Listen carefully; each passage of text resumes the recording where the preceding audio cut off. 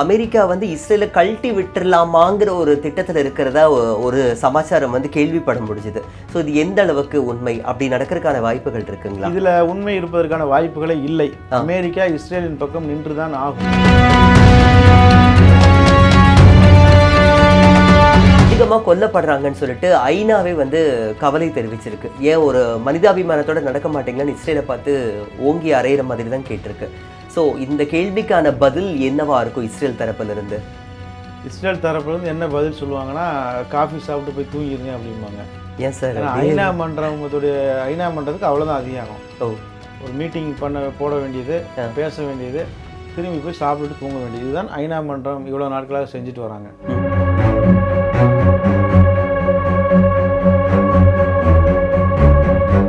But இதை வந்து Israel எப்படி கொண்டு போகிறாங்க அப்படின்னா, இது ஒரு போர்க்குற்றம். பாருங்கள், நாங்கள் ஹாஸ்பிட்டல் அட்டாக் பண்ணணும்னு சொன்னீங்க, இப்போ பாருங்கள் ஈரானும் அட்டாக் பண்ணுது. இவன் வந்து காசாவில் 600 முறை ஹாஸ்பிட்டல் அட்டாக் பண்ணியிருக்கான். யார்? இஸ்ரேல். ஆனால் ஒரே ஒரு முறை ஹாஸ்பிட்டல் பக்கத்தில் குண்டு விழுந்ததுக்கே இஸ்ரேல் என்ன பண்ணுறான், அப்படியே அதை திசை திருப்பி ஈரான் மீது பழியை போட்டு சர்வதேச சமூகத்தில் வந்து பாருங்கள் ஈரானும் போர்க்குற்றத்தில் ஈடுபடுறாங்க. அப்போ இதை நிலைநிறுத்தணுங்கிறது அவனுடைய திட்டம்.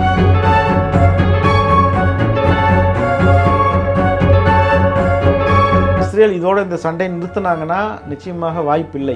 அங்கே என்ன காசாவில் நிலைமை இருக்கோ அதுதான் தொடர்ந்து கொண்டே இருக்க போகுது.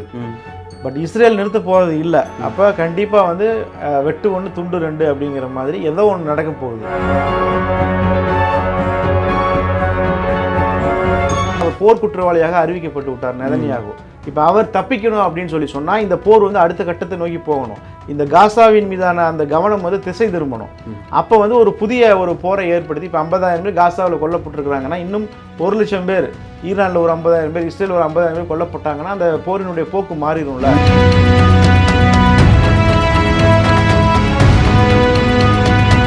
அமீரகத்தினுடைய ஆட்சியாளர்கள் மாதிரி ஈரானும் சுகபோகமாக வாழணும்னு நினச்சிருந்தாங்கன்னா, அவங்கள்ட்ட இருக்க எண்ணெய் வளத்துக்கு அவர்களும் அமெரிக்க காலில் விழுந்தால் அமெரிக்கா அவங்களுக்கு சவுதிக்கு செய்யறதோடு அவங்களுக்கு செய்ய போகிறாங்க. அவங்களுக்கு என்ன சண்டை போடணுங்கிற என்ன அவசியம் இருக்குது? ஏன் சயின்டிஸ்ட்டுகளை பழி கொடுக்கணும்னு என்ன அவசியம் இருக்குது ஈரானுக்கு?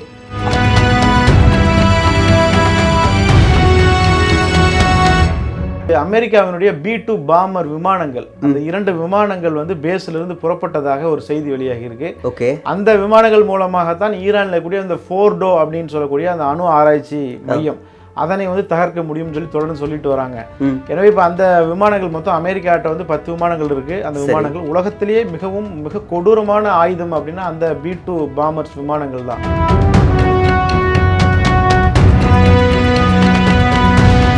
இஸ்ரேல் தான் அவருடைய அடியாள். கூலிப்படை தலைவர் வந்து இஸ்ரேல் தான். அவங்க என்ன சொல்றாங்களோ அதைத்தான் அமெரிக்காவினுடைய அதிபர் கேட்டாகணும். புரியுங்களா? அமெரிக்க அதிபர்கிட்ட கேட்டலாம் இஸ்ரேலோட பிரதமர் செயல்பட மாட்டார். நாம கூட அப்படிதான் நினைச்சோம். அமெரிக்கா சொன்னா வந்து இவங்க கேட்டுருவாங்க, அமெரிக்கா தான் இவங்களுக்கு வெப்பன்ஸ் அனுப்புது, அமெரிக்கா தான் இவர்களுக்கு பணம் அனுப்புறாங்க, அதனால அமெரிக்கா சொன்னா இவங்க கேட்டுதான் ஆகணும்னு நம்ம நினைச்சோம்.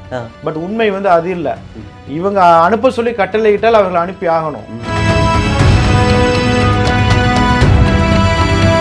சரி, இப்போ இந்த வெய்ஸ்மான் பல்கலைக்கழகமும் இந்த தாக்குதலில் பாதிப்புக்கு உள்ளாயிருக்கு.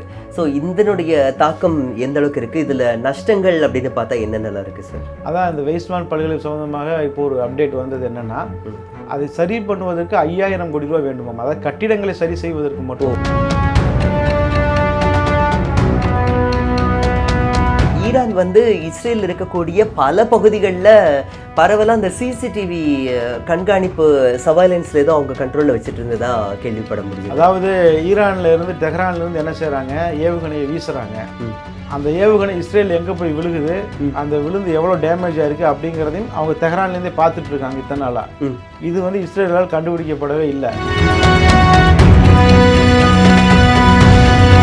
அதாவது பல தீர்மானங்கள் ஐநா மன்றத்தில் கொண்டு வரப்பட்டு காசா போரை நிறுத்தணும் அப்படின்னு சொல்லி கிட்டத்தட்ட 160-170 நாடுகள் சப்போர்ட் பண்ணுறாங்க. எதை அந்த தீர்மானங்களை காசாவில் போரை நிறுத்தணும் இஸ்ரேலை கண்டித்து தீர்மானங்கள் கொண்டு வரும்போது 100க்கும் மேற்பட்ட நாடுகள் அதை சப்போர்ட் பண்ணுறாங்க. அமெரிக்கா வந்து வீட்டோன்னு ஒரு அதிகாரம் வச்சிருக்கிறான். வீட்டோ அப்படின்னா அந்த தீர்மானம் எந்த தீர்மானத்தை கொண்டு வந்தாலும் அவர் ரத்து செஞ்சிருவார்.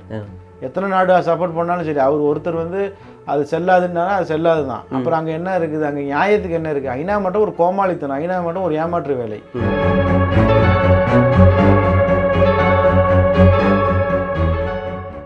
இன்னைக்கு இன்னைக்கு முடிஞ்சிருமா நாளைக்கு முடிஞ்சிருமா அப்படிங்கிற ஒரு கேள்வி இருந்தாலும் கூட இது எப்போ முடியும் இல்லை முடிவில்லாமல் போயிட்டே தான் இருக்குமா அப்படிங்கிற ஒரு கேள்வி தான் மனசுக்குள்ளே ஓடிக்கிட்டே இருக்கு. ஏன் சர்வதேச அளவில் இருக்கக்கூடிய இந்த தொலைக்காட்சிகளில் செய்திகளில் பார்த்தாலும் கூட இஸ்ரேல் மற்றும் ஈரானுக்கு இடையிலான இந்த போர் அப்படிங்கிற ஒரு விஷயம் மட்டும்தான் ஒரு பெரிய ஒரு ஃபேப்ரிகேஷனாகவே எடுத்து பேசிட்டு இருக்காங்க. அந்த வகையில் இப்போ ஏற்படுற டாக் ஆஃப் த வேர்ல்டு அப்படின்னு சொன்னாலே இந்த இரு நாடுகளுக்கு இடையிலான போர் மட்டும்தான். அந்த வகையில் இன்னைக்கு Q7ல் நம்மளுடைய நிகழ்ச்சிக்காக வந்திருக்கிறது மூத்த பத்திரிகையாளர் திரு முகமது இஸ்மாயில் அவர்கள். அவர்கிட்ட இந்த இஸ்ரேல் ஈரானுக்கு இடையிலான இந்த போர் இன்னும் எதுவரை தொடர்றதுக்கான வாய்ப்புகள் இருக்கு, இந்த போர்னால இரு நாடுகளுக்கு எந்த மாதிரியான இழப்புகள் பாதிப்புகள் ஏற்பட்டிருக்கு அப்படிங்கிறது பலதரப்பட்ட விஷயங்களை அலசி ஆராய போறோம். வணக்கம் சார். வணக்கம் பரணி. இப்போ உலக அளவில் இந்த இஸ்ரேல் ஈரானுடைய போர் வந்து ஒரு மிகப்பெரிய கோரத்தாண்டவம் ஆடாம விடமாட்டாங்க போல அப்படிங்கிற மாதிரி தான் ரெண்டு தரப்புலையும் மாறி மாறி தாக்குதல் நடந்துட்டு இருக்கு. இப்போ ரீசெண்ட் கரண்ட் அப்டேட் என்ன சார், என்ன சூழ்நிலை எங்க நிலவுது? கரண்ட் அப்டேட், ஈரான் வந்து சொல்லி வச்சது மாதிரி இஸ்ரேலை வந்து தொடர்ந்து வெளுத்து வாங்கிட்டு வராங்க. கிட்டத்தட்ட வந்து 17வது அலை அப்படிங்கிற பேரில் ஒரு தாக்குதலை வெள்ளிக்கிழமை நள்ளிரவு ஈரான் வந்து நடத்தினாங்க. அந்த தாக்குதலில் வந்து இஸ்ரேலே நிலை குலைஞ்சு போயிருக்கு. கிட்டத்தட்ட இஸ்ரேலினுடைய கிழக்கு, அதாவது தெற்கு பகுதியிலிருந்து வடக்கு பகுதி வரைக்கும் தொடர் தாக்குதல்களை, தொடர் ஏவுகணை வீச்சுகளை ஈரான் நடத்தியிருக்கிறாங்க. அதே போல மத்தியில் இருக்கக்கூடிய டெல் அவீவ் மற்றும் அதை சுற்றி இருக்கக்கூடிய பாதுகாப்பு முக்கியத்துவம் வாய்ந்த பகுதிகளை துவச்சி எடுத்துட்டாங்க ஈரான். கிட்டத்தட்ட 1 கோடி இஸ்ரேலிய செட்டிலர்கள் தொடர்ந்து பங்கருக்குள்ள அடைஞ்சிருக்கக்கூடிய ஒரு நிலை வந்து ஏற்பட்டிருக்குது. இது 17வது அலை அப்படிங்கிற பெயரில் அவங்க நடத்தியிருக்கிறாங்க. அடுத்ததாக சனிக்கிழமை காலையில் வந்து 18வது அலை அப்படிங்கிற பேரில் அதே மாதிரியான இன்னொரு பெரிய தாக்குதலை ஈரான் நடத்தியிருக்கிறாங்க. அதில் இஸ்ரேலினுடைய ஹோலோன் அப்படிங்கிற ஒரு பகுதி வந்து மிக கடுமையாக தாக்கப்பட்டதாக செய்திகள் வந்து வெளியாகி இருக்கு. எனவே ஈரான் வந்து அவங்க என்ன சொன்னாங்களோ அதை வந்து சரியாக செஞ்சுட்டு வராங்க. ஈரானினுடைய ஏவுகணைகளை இஸ்ரேலால் இடமறிக்கவே முடியல. இப்போ புதிய அப்டேட் என்னன்னு சொன்னால், ட்ரோன், அதாவது ஆளில்லா விமானத்தை வந்து வழக்கமாக இஸ்ரேல் சுட்டு வீழ்த்துவதாக சொல்லுவாங்க. ஆனால் இந்த முறை ஈரானினுடைய ஒரு ஆளில்லா விமானம் வந்து ஒரு கட்டிடத்தை தாக்கி மிகப்பெரிய சேதத்தை ஏற்படுத்தியிருப்பதாக செய்திகள் வந்திருக்கு. எனவே இந்த போரினுடைய போக்கு அப்படிங்கிறது நம்ம தொடர்ந்து வந்து விவாதிச்சுட்டு வர்ற அதே திசை நோக்கி தான் போயிட்டு இருக்கிறத தவிர எந்த விதமான மாற்றமும் இல்லை. இது வந்து சமாதானத்தை நோக்கி போவதற்கான எந்த விதமான அறிகுறிகளுமே தென்படலை. Okay sir. இப்போ அமெரிக்கா வந்து இஸ்ரேலை கழட்டி விட்டுறலாமாங்கிற ஒரு திட்டத்தில் இருக்கிறதா ஒரு சமாச்சாரம் வந்து கேள்விப்பட முடிஞ்சது. ஸோ இது எந்த அளவுக்கு உண்மை, அப்படி நடக்கிறதுக்கான வாய்ப்புகள் இருக்குங்களா? இதுல உண்மை இருப்பதற்கான வாய்ப்புகளே இல்லை. அமெரிக்கா இஸ்ரேலின் பக்கம் நின்றுதான் ஆகும். அதே போல ஐரோப்பிய நாடுகளும் இஸ்ரேலின் பக்கம் தான் நிற்பாங்க. இந்த போர் வந்து ஓயாது. தொடர்ந்து வந்து இஸ்ரேல் வந்து தனது தாக்குதல்களை தீவிரப்படுத்திட்டு வராங்க. இஸ்ரேல் தொடர்ந்து தாக்குதல் நடத்தி ஈரானோட முக்கியமான தலைவர்களை தொடர்ந்து கொண்டுட்டு வராங்க. அதனால ஈரான் வந்து மிக கடுமையான ஒரு ஆத்திரத்தில் வந்து ஈரானும் இருக்கிறாங்க. இருந்தாலும் கூட ஈரான் வந்து இப்போதும் சமாதானத்தை விரும்புகிறாங்க. ஏன்னா அவங்க வந்து கேமை வந்து அவங்க ஆடணும்னு நினைக்கிறாங்க. ஈரான் அவங்க என்ன நினைக்குதோ அந்த விஷயங்கள் நடக்கணும் அப்படின்னு சொல்லி ஈரான் நினைக்கிறாங்க. இது வந்து இஸ்ரேலினுடைய ஆட்டம். இஸ்ரேலுடைய பிளான் படி தான் இப்போ போயிட்டு இருக்குது. இஸ்ரேலுடைய பிளான் என்ன அப்படின்னா, தொடர்ந்து ஈரானினுடைய முக்கியமான தலைவர்களை தொடர்ந்து கொள்வது, அதன் மூலமாக ஈரானை வந்து ஒரு ஆத்திரம் மூட்டுவது ஈரானுக்கு. அப்படி ஆத்திரம் மூட்டும் போது ஈரான் தன்னுடைய ஃபுல் ஃபோர்ஸை வந்து இஸ்ரேல் மீது காட்டணும். இஸ்ரேல்ல வந்து பல ஆயிரக்கணக்கானவர்கள் கொல்லப்படணும். அப்படி கொல்லப்பட்டால் உடனடியாக அமெரிக்காவும் ஐரோப்பிய நாடும் களத்துக்கு வருவாங்க. அப்ப இந்த போர் வந்து ஒரு காசா இஸ்ரேல் போர் அப்படிங்கிறத தாண்டி இது வந்து ஒரு உலக போராக விரிவடையணும். அப்படி விரிவடைஞ்சா நாம தப்பிச்சுக்கலாம்னு சொல்லி நெதன்யாகு நினைக்கிறார். அப்ப சீண்டி விட்டுக்கிட்டு இருக்காங்க, சும்மா இருக்கிற. அதான் அவர் தொடர்ந்து செய்யறாரு. அவர் தப்பிக்கணும் அப்படிங்கிறதுக்காக. ஏன்னா அவர் போர் குற்றவாளியாக அறிவிக்கப்பட்டு விட்டார் நெதன்யாகு. இப்போ அவர் தப்பிக்கணும் அப்படின்னு சொல்லி சொன்னால் இந்த போர் வந்து அடுத்த கட்டத்தை நோக்கி போகணும். இந்த காசாவின் மீதான அந்த கவனம் வந்து திசை திரும்பணும். அப்போ வந்து ஒரு புதிய ஒரு போரை ஏற்படுத்தி இப்போ 50,000 பேர் காசாவில் கொல்லப்பட்டிருக்கிறாங்கன்னா இன்னும் 1,00,000 பேர், ஈரானில் ஒரு 50,000 பேர், இஸ்ரேல் ஒரு 50,000 பேர் கொல்லப்பட்டாங்கன்னா அந்த போரினுடைய போக்கு மாறிடும்ல. அப்போ வந்து என்ன ஆகும், யாருமே கேள்வி கேட்க முடியாது. இப்போ ஈரானை தூண்டுவதன் மூலமாக என்ன ஆகும், ஈரான் ஆக்ரோஷமாக அடிக்க நினைச்சாங்கன்னா இஸ்ரேல் பாதி காலி ஆயிரும். அப்போ என்ன ஆகும் பாருங்க, ஈரானும் வந்து இஸ்ரேலும் மீது போர்க்குற்றம் இருக்குது, ஈரான் மீதும் போர்க்குற்றம் ஆயிடுச்சு அப்படிங்கிற ஒரு விஷயத்தை கொண்டு வரதுக்கு ட்ரை பண்றாங்க. இப்போ ஈரான் என்ன பண்றாங்க, ஒரு அட்டாக் நடத்துறாங்க. குறிப்பாக ஒரு ஹாஸ்பிட்டல் பக்கத்துல ஒரு மிலிட்டரி பேஸ் இருக்குது. அப்ப அதை குறிவைத்து ஈரான் அட்டாக் பண்ணும்போது அந்த ஹாஸ்பிட்டலும் சேர்ந்து டேமேஜ் ஆகுது. பட் அந்த ஹாஸ்பிட்டல்ல வந்து காசாவில் சண்டை போட்ட இஸ்ரேல் ஆக்கிரமிப்பு வீரர்களும் இருக்கிறாங்க, அவங்களும் காயமடைஞ்சிருக்கிறாங்க. பட் இதை வந்து இஸ்ரேல் எப்படி கொண்டு போறாங்க அப்படின்னா, இது ஒரு போர் குற்றம். பாருங்க, நாங்க ஹாஸ்பிட்டல் அட்டாக் பண்ணணும்னு சொன்னீங்க, இப்ப பாருங்க ஈரானும் அட்டாக் பண்ணுது. இவன் வந்து காசாவில் 600 முறை ஹாஸ்பிட்டல் அட்டாக் பண்ணியிருக்கான். யாரு? இஸ்ரேல். ஆனா ஒரே ஒரு முறை ஹாஸ்பிட்டல் பக்கத்தில் குண்டு விழுந்ததுக்கே இஸ்ரேல் என்ன பண்றான், அப்படியே அதை திசை திருப்பி ஈரான் மீது பழியை போட்டு சர்வதேச சமூகத்தில் வந்து பாருங்க ஈரானும் போர்க்குற்றத்தில் ஈடுபடுறாங்க, அப்போ இதை நிலைநிறுத்தணுங்கிறது அவனுடைய திட்டம். இதற்கு வந்து ஈரான் வந்து அவங்க புரிஞ்சுக்கிட்டாங்க. அதனால இந்த கேமை வந்து அவனுடைய கேம், இது அவனுடைய போக்குக்கு நம்ம போகக்கூடாதுங்கிறதுனால தொடர்ந்து அவங்க சமாதானத்தை விரும்புகிறாங்க. ஈரான் வந்து போற ஸ்டார்ட் பண்ணுவாங்க, அவர்கள் அதுக்கான திட்டமிடுதலை எல்லாம் செஞ்சு முடிச்சுட்டு அதுக்கு பிறகு அவங்க ஸ்டார்ட் பண்ணுவாங்க. அது அவங்களுடைய கேம், எதிர்வினைகள் வேற லெவல் இருக்கு, அது அவங்களுடைய கேம். இப்போ இது வந்து இஸ்ரேலுடைய கேம். அதனால அவங்க வந்து சமாதானத்தை விரும்பினாலும் இஸ்ரேல் குறிப்பாக நெதன்யாகு நிர்வாகம் அதனை வந்து விரும்பலை. இந்த போர் வந்து ஏற்கனவே நம்ம பேசினது மாதிரி கண்டிப்பாக இது நிற்பதற்கான வாய்ப்புகளே இல்லை. நம்ம இங்கே பேச்சுவார்த்தை, ஜெனீவாவில் பேச்சுவார்த்தை, அமெரிக்காவில் பேச்சுவார்த்தை அப்படின்னு சொல்லி நியூஸ் வேணால் நம்ம பார்க்கலாமே தவிர எதுவுமே நடக்காது. பேச்சுவார்த்தையில் இந்த போர் வந்து நிற்காது. நிச்சயமாக இது அடுத்த கட்டத்தை நோக்கி தான் போகும். ஓகே சார், இப்போ என்னோட அடுத்த கேள்வி இதுவாக தான் இருந்தது. ஏன்னா ஜெனீவாவில் வந்து பேச்சுவார்த்தை நடத்தி போரை வந்து நிப்பாட்டுறதுக்கான ஒரு முயற்சியில் இறங்கலான்னு சொல்லிட்டு முனைப்பு காமிச்சாங்க. ஸோ ஈரானுடைய தரப்புல இருந்து எந்த மாதிரியான தகவல்கள் இப்போதைக்கு கிடைச்சிருக்கு சார்? ஈரான் வந்து பார்த்தீங்கன்னா அவங்க தொடர்ந்து சமாதானத்தை தான் விரும்புகிறாங்க. அதே நேரம் வந்து இஸ்ரேலுடைய பிளான் வந்து இப்போ அவங்களுக்கு தெரிஞ்சிடுச்சு. இப்போ இமாம் கொமைனி வந்து என்ன முடிவு செஞ்சிருக்கிறார் அப்படின்னா, ஒருவேளை தான் கொல்லப்பட்டால் அடுத்து யார் தலைவராக வர வேண்டும் அப்படிங்கிறதையும் அவர் தீர்மானிச்சதாக செய்தியில் வெளியாகிருக்கு. Okay sir. அவருக்கு பிறகு கொமைனி அவர்களுக்கு பிறகு ஒரு தலைவர், அவர் கொல்லப்பட்டால் அதற்கு பிறகு ஒரு தலைவர், அவர் கொல்லப்பட்டால் அதற்கு பிறகு ஒரு தலைவர் அப்படின்னு சொல்லி 3 பேரை அவர் தேர்வு செய்து வைத்து எல்லாத்துக்கும் தயாரா இருக்காங்க. இதன் மூலமா அவருக்கு வயசு 70 வயசுக்கு மேல ஆயிடுச்சு. இதுக்கு மேல அவங்களுக்கு என்ன இருக்குது? அவர்களுக்கு இந்த மரணம்ங்கிறது அவங்களுக்கான ஒரு அங்கீகாரம், அவர் இவ்வளவு நாள் வாழ்ந்ததற்கான ஒரு அங்கீகாரம். அவங்க அந்த மரணத்தை கண்டுலாம் பயப்பட போறது இல்லை. மரணத்தை கண்டு பயப்பட்டா தான் அவங்க அமெரிக்கா காலில் எப்போ விழுந்திருப்பாங்களே. சவுதி அரேபிய அமீரகத்தினுடைய ஆட்சியாளர்கள் மாதிரி ஈரானும் சுகபோகமாக வாழணும்னு நினச்சிருந்தாங்கன்னா அவங்கள்ட்ட இருக்க எண்ணெய் வளத்துக்கு அவர்களும் அமெரிக்கா காலில் விழுந்தால் அமெரிக்கா அவங்களுக்கு சவுதிக்கு செய்யறதோட அவங்களுக்கு செய்ய போகிறாங்க. அவங்களுக்கு என்ன சண்டை போடணுங்கிற என்ன அவசியம் இருக்குது? ஏன் சயின்டிஸ்ட்டுகளை பழி கொடுக்கணும்னு என்ன அவசியம் இருக்குது ஈரானுக்கு? அவர்களும் அடிமையாக போகிறதுக்கு தயாராக இருந்தாங்கன்னா எஜமானன் வந்து அவங்களுக்கு தேவையான எல்லாமே செஞ்சு கொடுப்பார். ஆனால் அவர்கள் அடிமையாக உயிரே போனாலும் வந்து அடிமையாக தயார் இல்லை அப்படிங்கிறது தான் ஈரானுடைய நிலைப்பாடு. என்ன நடந்தாலும் துணிஞ்சு தாக்குறதுக்கு நான் ரெடி, வந்து பாருங்கிற மாதிரி அவங்க ஈரான் நிற்கிறாங்க. கண்டிப்பா கண்டிப்பா. அதே போல வந்து ஏதோ வந்து நெதன்யாகவோ அல்லது டொனால்டு ட்ரம்ப்போ வந்து இரும்பு மனிதர்கள் கிடையாது. எல்லோருக்குமே உடம்புல ரத்தம் தான் ஓடுது, புரியுதுங்களா? அப்ப இவர்கள் சதி செய்து ஈரான் தலைவர்களை கொல்றாங்க அப்படின்னு சொன்னா அவங்க கைகள் வந்து பூ பறிச்சுட்டு இருக்காது, சரிங்களா? அப்ப ஒவ்வொரு வினைக்கும் கண்டிப்பாக ஒரு எதிர்வினை இருக்கும். எனவே நாம பேசுனது தான் இந்த போர் வந்து ஒரு குறிப்பிட்ட திசை நோக்கி தான் போயிட்டு இருக்குது. 3ஆம் உலக போரை நோக்கி தான் போயிட்டு இருக்குது.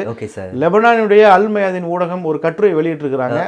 அதுல அந்த ஒரு எழுத்தாளர் வந்து மிக சரியாக சொல்லியிருக்கிறார். இந்த போர் நீடிச்சது அப்படின்னு சொல்லி சொன்னா நிச்சயமாக ஈரானுக்கு கடுமையான பாதிப்புகள் ஏற்படும், அதுல எந்த மாற்றமும் இல்லை. அதே நேரம் தனி பாலஸ்தீன விடுதலை பிறக்கும்.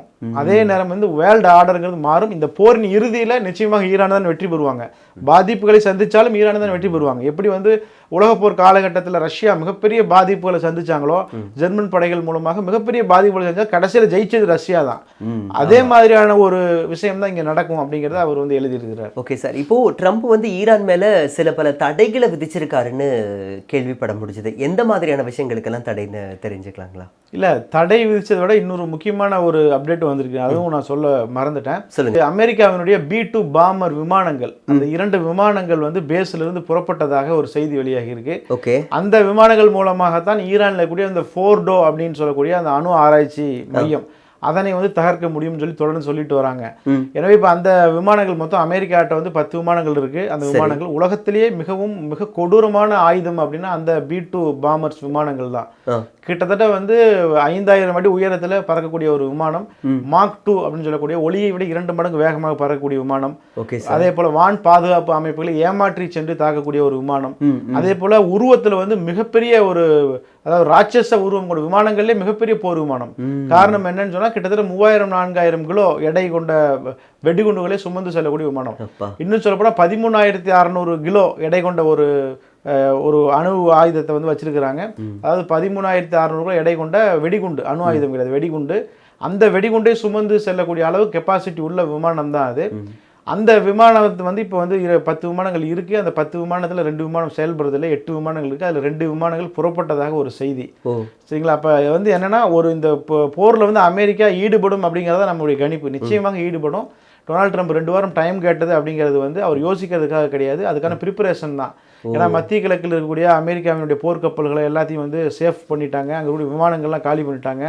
அல்லு உபைது விமானத்தளம்னு சொல்லி ஒரு விமானத்தளம் மத்திய கிழக்கில் இருக்குது. அங்கே எல்லாத்தையுமே சேஃப்டி பண்ணிட்டாங்க. அப்போ என்னன்னா இவங்க வந்து போருக்கு தான் தயாராகிட்டு இருக்கிறாங்க. இவங்க வந்து சமாதானத்துக்கெல்லாம் இவர்கள் வருவதற்கு தயாராக இல்லை. சரி, இப்போ அதே மாதிரி இன்னொரு கேள்வி, இப்போ இதை வச்சே நான் கேட்குறேனே, இப்போது கொஞ்ச நாளைக்கு முன்னாடி என்ன சொன்னார்னா, இந்தியா பாகிஸ்தான் பிரச்சனையில் நான் தான் தலையிட்டு தீர்த்து வச்சேன்ட்டு ட்ரம்ப் சொல்லிக்கிட்டு தெரிஞ்சார். அதுக்கப்புறம் ஈரான் இஸ்ரேலுக்கும் நான் தான் நாட்டாம பண்ணி பஞ்சாயத்தை முடிச்சு வைக்க போகிறேன்னு சொல்லிட்டு இருந்தாரு. அப்போது இந்த மாதிரி ஒரு காலக்கெடு கேட்டுட்டு இவங்க வந்து போருக்கு வந்து திருட்டுத்தனமாக இவங்க தயாராகிறது அப்படிங்கிறது அப்போ பிரச்சனை வந்து இன்னும் பெருசாக்கிறாதா இது?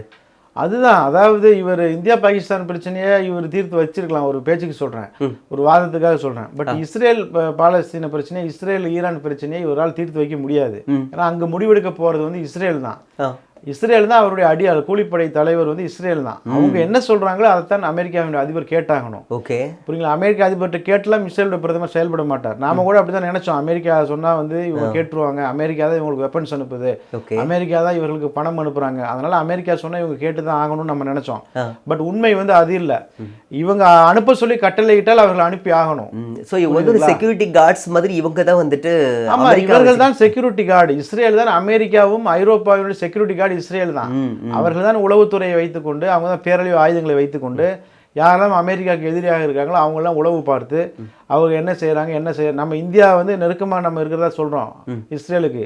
இந்தியாவையும் அவர்கள் உளவு பார்க்குறாங்க. இந்தியாவில் வந்து என்ன நடக்கணும் என்ன நடக்கூடாதுன்னு அவங்க தான் முடிவு பண்றாங்க. உலகத்தில் எல்லா நாடுகளையும் உளவு பார்க்குறாங்க. உலகத்தினுடைய மிகப்பெரிய அச்சுறுத்தல். அதனால வந்து வடகொரியா அதிபர் சொல்றாரு புற்றுநோய்ங்கிறார் ஈரானை. அதாவது இப்போ இஸ்ரேல் உலகத்தின் புற்றுநோய்னு அவர் ஏன் சொல்றாருன்னா இதனால தான். உலகம் முழுக்க கண்காணிக்கிறாங்க. அமெரிக்காவினுடைய அடியாள் வேலையை வந்து ரொம்ப கரெக்டாக பர்ஃபெக்டாக அவங்களோட யாரும் செய்ய முடியாது. அப்போ இது வந்து மனித உரிமை மீறின ஒரு அரசு ரீதியில் ஒரு நிர்வாகத்தில் இது ஒரு அஃபென்ஸாக இருக்காதா சார்? ஏன்னா அடுத்த நாடு என்ன பண்ணுறது வேவு பார்க்கறதுங்கிறது ஒரு தப்பான ஒரு விஷயம் தானே. அதுதான் அவங்களுடைய பாலிசி. அதுதான் அவங்க காலங்காலமா அதுதான் செஞ்சு இவங்க பண்ண அமெரிக்காவே அவர்கள் உளவு பார்த்திருக்கிறாங்க. அமெரிக்காவே அவர்கள் பலமுறை ஏமாற்றிருக்கிறாங்க. யாரு? இஸ்ரேல் அவர்களோட நன்மைக்காக வேண்டி அமெரிக்காவே ஏமாற்றிருக்கிறாங்க. அமெரிக்கா மீது தாக்குதல் நடத்திட்டு வேற ஒருத்தர் தாக்குதல் நடத்திட்டான்னு சொல்லி மிஸ்லீட் பண்ணியிருக்காங்க. அப்படி பல விஷயங்களை செஞ்சிருக்கிறாங்க. அது அமெரிக்காவுக்கும் தெரியும். இஸ்ரேல் அப்படி ஒரு அபாயகரமான சக்தி. அது வந்து இன்றைக்கு வந்து ஒரு சரியான ஒரு போர்ல வந்து அது வந்து ஈடுபட்டிருக்கு. சரியான ஒரு எதிரியை இன்றைக்கு வந்து ஃபேஸ் பண்ணியிருக்கிறாங்க. எனவே வந்து இது எல்லாம் நன்மைக்கே அப்படின்னு தான் நம்ம இந்த விஷயத்தை பார்க்க வேண்டியது இருக்கு. சார், இப்போ இந்த வெய்ஸ்மான் பல்கலைக்கழகமும் இது தாக்குதலில் பாதிப்புக்கு உள்ளாயிருக்கு. ஸோ இதனுடைய தாக்கம் எந்த அளவுக்கு இருக்குது? இதில் நஷ்டங்கள் அப்படின்னு பார்த்தா என்னென்னலாம் இருக்குது சார்? அதான் இந்த வெய்ஸ்மான் பல்கலை சம்பந்தமாக இப்போ ஒரு அப்டேட் வந்தது என்னன்னா, அதை சரி பண்ணுவதற்கு 5000 கோடி ரூபாய் வேண்டுமாம். அதாவது கட்டிடங்களை சரி செய்வதற்கு மட்டும். இது இல்லாமல் வந்து இப்போ கண்டுபிடிப்புகள் நிறைய அறிவியல் மாதிரிகளை வச்சுருந்துருக்குறாங்க. அதெல்லாம் அது பல ஆயிரம் கோடி ரூபாய் செலவு செஞ்சு தான் அதனால் உருவாக்கி வச்சுருக்கிறாங்க. அது அழிக்கப்பட்டுருச்சு. இப்போ அந்த நஷ்டம்லாம் இவங்க இன்னும் கால்குலேட் பண்ணலை. இப்போ இவர்கள் கால்குலேட் பண்ணது வந்து பில்டிங் ப்ளஸ் இன்ஃப்ராஸ்ட்ரக்சரு, அதே போல் வந்து தேவையான அந்த உபகரணங்கள், இதனுடைய செலவு மட்டும் 5000 கோடி ரூபா. அவன் வந்து அந்த இஸ்ரேலினுடைய அதிகாரிகள் வந்து மென்ஷன் பண்ணும்போது தெளிவாக பண்ணுறான், வித்தவுட் இன்டீரியர்னு பண்ணியிருக்கான். இன்டீரியரே இல்லாமல் இவ்வளோ பணம் செலவாகும், 5000 கோடி ரூபா இருக்கும். அப்போ ஈரானுடைய அடி வந்து அந்த மாதிரி அங்கே விழுந்திருக்கு.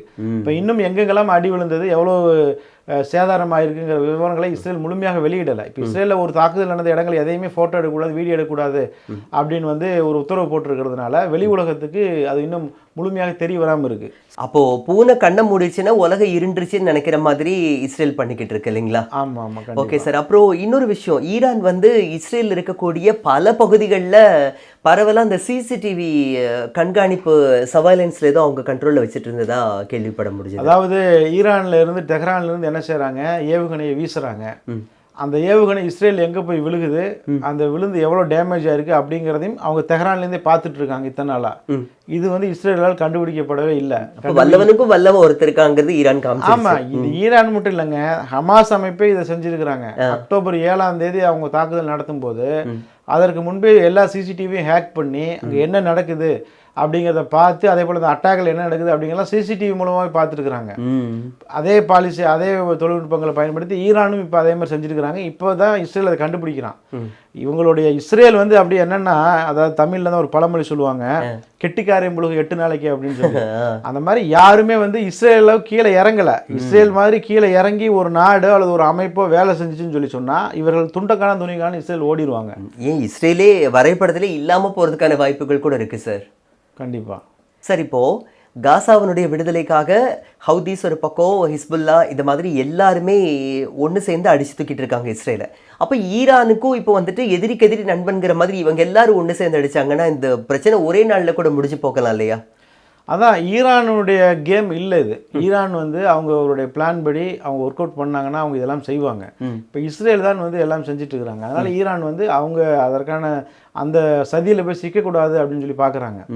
அடுத்ததாக இப்போ ஈரானுடைய தாக்குதல்கள்லாம் நம்ம கவனிக்கும் போது அவங்க வந்து இந்த ஹிஸ்புல்லாக்கள் அவங்க வந்து உள்ளே வர்ற மாதிரி, அவங்க உள்ளே வரணும்னா அவங்களுக்கு என்னென்ன தேவை, எந்தெந்த மையங்களை வடக்கு பகுதியில் வந்து அட்டாக் பண்ணணும் அப்படிங்கிற மாதிரி தான் குறிவைத்து தாக்குவதாக செய்திகள். அவங்களுக்கு வழி ஏற்படுத்தி கொடுப்பது மாதிரியான தாக்குதல்கள் தான் தொடர்ந்து நடத்திட்டு வராங்க. சூப்பர். சரிங்களா? அதே போல ஏமன் ஹவுதி படைகள் வந்து இப்போ வந்து வாட்ச் பண்ணிட்டு தான் இருக்கிறாங்க. அவங்க ரெகுலராக டெய்லி பேசிஸ்ல ஏவுகணை வீசினவங்க இப்போ ஸ்டாப் பண்ணி வாட்ச் பண்றாங்க.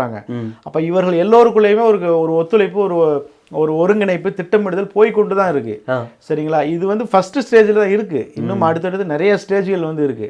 அப்போ வந்து ஈரான் வந்து இதோட இந்த ஸ்டேஜோட ஸ்டாப் பண்ணிட்டு நம்ம பிளான் இப்போ ஒர்க் அவுட் பண்ணணும், அடுத்தடுத்து போகணும்னு சொல்லி பார்த்துட்டு இருக்கிறாங்க. இப்போ இது கைமீறி போகும்போது ஈரான் வந்து தன்னுடைய நிதானத்தை இழக்கும் போது மிக பயங்கரமான தாக்குதலை அவங்க ஸ்டார்ட் பண்ணுவாங்க. அப்போது வந்து எல்லோருமே நீங்க சொல்வது மாதிரி சேர்ந்து ஒரு பெரிய ஒரு தாக்குதல் நடத்துவாங்க. இது யாருமே கண்ட்ரோல் பண்ணவே முடியாது. ரஷ்யாவினுடைய அதிபர் விளாடிமிர் புதின்கிட்ட போய் கேட்குறாங்க, இது 3ஆம் உலக போரை நோக்கி போகுதா அப்படிங்கிறது அவர் சந்தேகமே இல்லை. நான் வந்து காமெடிலாம் ஒன்றும் பண்ணலை, உண்மையாகவே சொல்கிறேன், இது உலக போரை நோக்கி போய் கொண்டிருக்கு. உடனடியாக சும்மா பார்த்து கொண்டிருப்பதனால பிரயோஜனம் இல்லை, உடனடியாக இதை நிறுத்தலைன்னு சொல்லி சொன்னால் மிக கடுமையான விளைவுகள் ஏற்படுங்கிறத புதினே சொல்லியிருக்கிறார். நம்ம புதுசாக சொல்கிறதுக்கு எதுவுமே கிடையாது. எனவே உலகம் ஒரு மோசமான காலகட்டத்தை நோக்கி தான் போய்கொண்டிருக்கு. அந்த மோசமான காலகட்டத்துக்கு பிறகு ஒரு நன்மை நடக்கும் அப்படிங்கிறதையும் ஆய்வாளர்கள் சொல்கிறாங்க. ஸோ இந்த ஒரு பிரச்சனையில் பாலஸ்தீனுக்கும் இந்த காசா பிரச்சனை வந்து கொஞ்சம் சால்வ் ஆகிறதுக்கான வாய்ப்புகள் நிறையா இருக்குன்னு சொல்கிறீங்க. ஈரான் அதாவது இஸ்ரேல் இதோட இந்த சண்டையை நிறுத்தினாங்கன்னா நிச்சயமாக வாய்ப்பு இல்லை. அங்கே என்ன காசாவில் நிலைமை இருக்கோ அதுதான் தொடர்ந்து கொண்டே இருக்க போகுது.